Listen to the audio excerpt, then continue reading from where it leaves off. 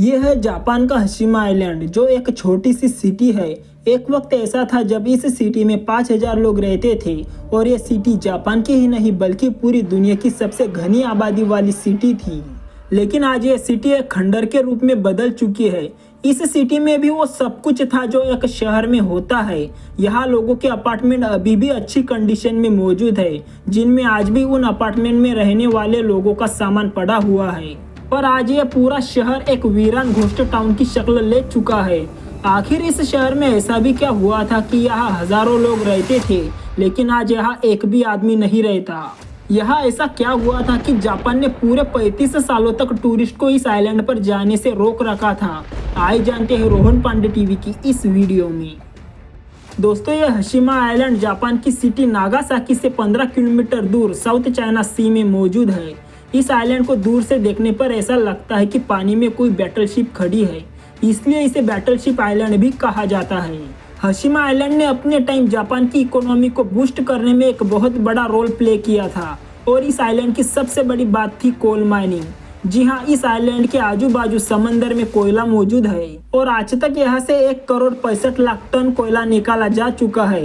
ये इतना कोयला है कि ये पूरे इंडिया को एक महीने तक इलेक्ट्रिसिटी प्रोड्यूस करके दे सकता है। 19th सेंचुरी में इस आइलैंड को जापान की एक शिपिंग कंपनी मित्सुबिशी ने खरीद लिया। उस वक्त इस आइलैंड से कोयला नहीं निकाला जा रहा था। मित्सुबिशी ने ही यहाँ प्रॉपर कोल माइनिंग स्टार्ट करने का फैसला किया। मित्सुबिशी ने वर्कर्स को रहने के लिए यहाँ घर बनवाए और धीरे धीरे वर्कर्स यहाँ रहने आ गए। 1916 में यहाँ 3000 वर्कर्स रहते थे जो पूरे साल में 150 टन कोयला निकालते थे। लेकिन ये आइलैंड छोटा होने की वजह से यहाँ रहने की जगह काफ़ी कम थी, इसलिए मित्सुबिशी ने कंक्रीट की बड़ी बड़ी बिल्डिंगें बनवाना शुरू की ताकि ज़्यादा से ज़्यादा वर्कर्स अपनी फैमिली के साथ यहाँ रह सके। यहाँ उस वक्त जापान के सबसे बड़े कंक्रीट की बिल्डिंगें हुआ करते थे, लेकिन फिर भी वर्कर्स के रहने के लिए ये काफ़ी छोटे थे। इसके बाद हशीमा आइलैंड पर वर्कर्स की तादाद बढ़ती चली गई और मित्सुबिशी यहाँ नए कंक्रीट के बिल्डिंगें बनवाता चला गया। इसके अलावा उन वर्कर्स के बच्चों के लिए स्कूल्स और एंटरटेनमेंट सेंटर भी बनवाए गए और इन वर्कर्स की वजह से ही हशीमा आइलैंड पर कोयले की प्रोडक्शन पर ईयर 4,10,000 टन तक पहुंच गई, जो कि अब रुकने का नाम ही नहीं ले रही थी। 1959 में हशीमा आइलैंड की टोटल पॉपुलेशन 5,200 थी। इसके बाद सिर्फ एक साल के अंदर 1960 तक हशीमा आइलैंड पर कोयले की प्रोडक्शन डबल हो गई। अब ये प्रोडक्शन पर ईयर 8,50,000 टन तक पहुंच गई और इससे जापानीज इकोनॉमी को भी बहुत फायदा हो रहा था। लेकिन अब हशीमा आइलैंड का डाउनफॉल शुरू होने वाला था। जब कोयले पर रिसर्च की गई तब उसमें ऐसे माइक्रो ऑर्गेनिज्म पाए गए जो इंसानों के हेल्थ के लिए काफी ज्यादा खतरनाक थे। इस रिपोर्ट के बाद इंटरनेशनल मार्केट में कोयले की डिमांड कम होती चली गई और आहिस्ता आहिस्ता कोल माइनिंग बंद होती चली गई। इसके बाद ऑयल ने कोयले को रिप्लेस कर देना शुरू कर दिया। हशीमा आइलैंड पर माइनिंग वैसे ही बहुत मुश्किल थी क्योंकि इसके आजू बाजू 15 किलोमीटर तक कोई भी मेनलैंड नहीं है और साउथ चाइना सी में अक्सर सुनामी या समुद्री तूफान आते रहते थे, जिससे पानी कई बार बिल्डिंगों को नुकसान पहुंचाया करता था, जिसकी वजह से उनकी रिपेयरिंग पर भी काफी ज्यादा खर्चा आता था। इन सब मुश्किलों से हशीमा कोल माइनिंग अब प्रॉफिटेबल नहीं रही।